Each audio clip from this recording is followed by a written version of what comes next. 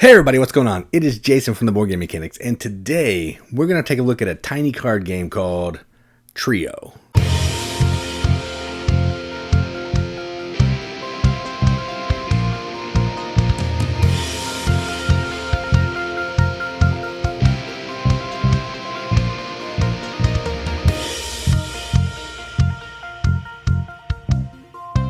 Trio is a game published by Happy Camper, at least my version. There are others, but my version is published by Happy Camper.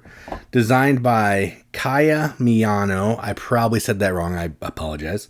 Plays 3 to 6 players, ages 8+ in about 15 minutes. And I think all that's accurate. And in this game, basically, I'm going to boil this down to a pretty simple concept. It's memory meets Go Fish. Okay? So think of a gamery version, a more complex version of both of those items. Okay? Basically, what you're trying to do is you're trying to get cards out of people's hands. They're going to play their lowest or highest, and I'll explain that if you watch later in the overview. You're going to ask them for their highest or their lowest. They're going to reveal it, or you're going to flip a card that's face down on the table. If they match, you take a third turn. If you get 3 of the same numbers, you get a trio. You're trying to get 3 trios of different numbers, or you're trying to get the trio of 7s. Okay, that's the game. And there's a spicy variant too that you can play where you're trying to get certain combinations that have a difference of 7. I'm not going to play that way because I think it's weird. I'll talk about that later. But that's the gist. So if you want to see how that works, you can click the link in the video description. And I'll play through, I think, of at least like half a game of it, which is like 7 minutes. And if you don't care about that, stick around here. Take a look at the components.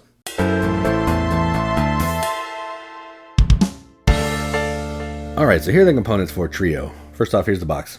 That's it. It's pretty decent size, not super huge, like the size of my hand. So, I like that out of the way. And here are all the cards. These are all the components. There's a rule book. I'm not going to show that because it's just a little sheet of paper. But the components are this. They're going to be these cards with the cool backs, and then they're going to be numbers on the other side. There's colors of the cards and values. And you're just trying to match cards. So, as far as components go, I think they're linen finished. Yes, they are linen finished. Cards are pretty nice. They're big. They're bigger than regular cards, I believe. They're easy to read the numbers. The colors I don't think necessarily matter, but if they do, they have icons on them to make it easier to see what they are. So I don't think there are any issues here with the components. They look cool on the table. I dig the vibe of the back. I know there's a different version called Nana that has cuter art, but I think for what this game is, the theme is irrelevant. So as long as it looks nice and I enjoy looking at it while I'm playing, that's a win for me. So there you go. So those are the components for Trio. Let's talk about what we think about the game.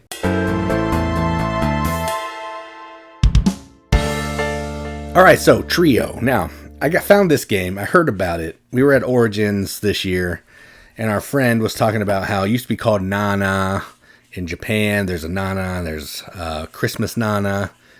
But we were at a game store, and I saw this, and I remembered her talking about, it's got some boring theme now, which I'll talk about more about that later. But it was called Trio. So I found it at a game store. It was pretty cheap because it's just 36 cards.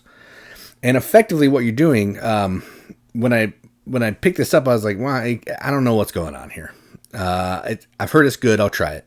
And then I played it, and I realized I was effectively playing Memory and Go Fish, but it's a ton of fun. So there's a spoiler there. So the theme here is like party, like a fiesta. There's avocados and sombreros and stuff. Maybe Day of the Dead. It's not really explained. So here, let me show you the inside of the box. You can see the inside of the box. So maybe Day of the Dead a little bit. But anyway, theme's irrelevant. It's just cards with numbers. When I set this game up, I explained it to everybody. They're like, huh? It's really weird. And then, because one of the funky rules is you ask somebody to see their lowest or their highest card, but you can also ask yourself, because maybe I have 2 7s in my hand, or 2 12s in my hand. And I asked somebody for a 12, and I was like, whoa, Jason, what's your highest card? 12. Jason, what's your highest card? 12. I just made a trio. So it's kind of a funky rule system. But then once you play through a round, everybody's like, oh, I get this. It is kind of Old Maid / Go Fish / Memory. Old Maid too. I forgot to say that earlier. A little bit of Old Maid. But, man, we played this game 4 times in a row and 3 times in a row the second time we played it. And it's fun every single time.